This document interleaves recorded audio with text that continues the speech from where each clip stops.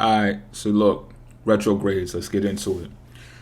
Retrogrades are, they give the perception, right? The perception that planets are orbiting backwards, stopping, orbiting backwards, chilling for a minute, then going back forward again, right? However, that's not the case. It just looks that way. Perception is a month, which is an important factor in what I'm going to discuss further about retrogrades. It's like, yo, it does imply, though, that one should retrace their steps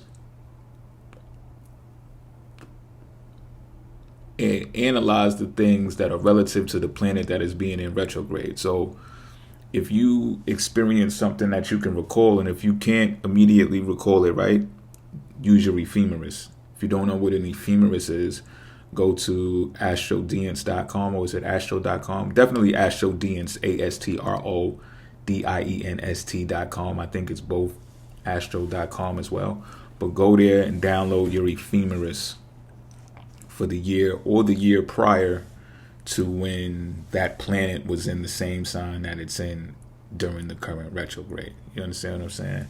And you'll see what areas in life that you should retrace and address, because this is where you want to cross your T's, dot your I's, measure twice, cut once, right? This is where you want to do that before moving forward. And although, again, it doesn't actually stop, go backwards and move forward, it does imply, it does suggest to look at things. This is about a contemplation. Retrogrades are about contemplation, thinking before you move type shit. You know what I'm saying? When in contrast to when people are born with planets that are direct, you see it's more about exertion when it comes to them.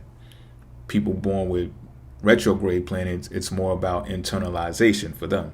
Now, it's very rare that you'll see someone born with a natal chart that doesn't have retrograde planets. Like, there's always usually some type of planet retrograde, and some have a few. I know I got plenty. You know what I'm saying? So people born, what I've noticed anyway, is that people born during retrogrades have more traditional mindsets. So this can happen even if and even when you have innovative placements in your natal chart that suggest you're an inventor, a scientist of some sort, and you want to, you love new technology, you want to be the first one with the new iPhone and all of that shit. These individuals could still have traditional mindsets in the areas where their planets are retrograde. So let's use Mercury for an example of when Mercury goes retrograde, right? The story goes, and I can attest to this, I'm pretty sure a lot of y'all can attest to it too, is that when Mercury is retrograde, the grid goes awry, right? Technology starts acting funny and shit, you know what I mean? So this is where people be like, this is where the doomsday preppers come in on that retrograde shit. Like, oh shit, man, fuck that, you know what I mean? I'm about to go get my CD player out, or I'm about to go buy a CD player. I'm not with this shit, you know what I'm saying? Same thing happens with the banks and shit like that. Like, the hackers come and steal people's identities, and they're like, oh, stealing money out motherfuckers' accounts, and the government ain't doing shit about it. All right. I'm going to get all my money out of the bank now. I'm just dealing with cash now. You know what I'm saying? Or I'm only keeping like $100 in the bank, and the rest of my money going to be in cash. Like, preparing for shit to happen. You know what I'm saying? So it's like the saying goes, the more that things change, the more that they remain the same. That's kind of like what retrogrades are. You know what I'm saying? And when you have a retrograde planet, right, it doesn't mean that anything is stronger, and it doesn't mean that like retrograde in contrast to direct planets doesn't mean that one is weaker or one is stronger. It depends on how the individual manages the retrograde energy based upon the planet and where it's placed at when transiting and when it comes to the natal charts. Now, when Saturn is retrograde, right, it's interesting because it's going to really depend upon the sign that it's in. Because Saturn is going to be the teacher, the sign is going to be the expression, the action that takes place, right? So with it being there, the intensity that's involved with Scorpio is going to exercise your determination and willpower in things regarding career and ambition. So should you get in a career that's associated with the sign Scorpio, which is the sex industry, finances, reptiles, research, psychology, occult sciences. Should you get into a career like that, you can make things happen for real. Like, you can be prominent. I would say to be aware of using unethical behaviors in order to get to the top, or to win, or to achieve your goals, whatever you want to call it. You know what I'm saying? Be aware of that, because the intensity of Scorpio can have the potential to override people's morale and, what they hold dear. You understand what I'm saying? So I would say to be aware of that.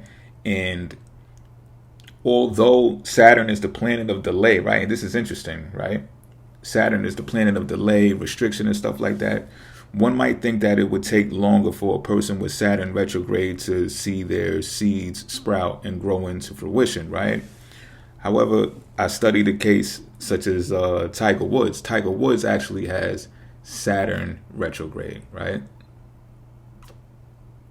And you see, he was the youngest golfer to win a Grand Slam, I believe.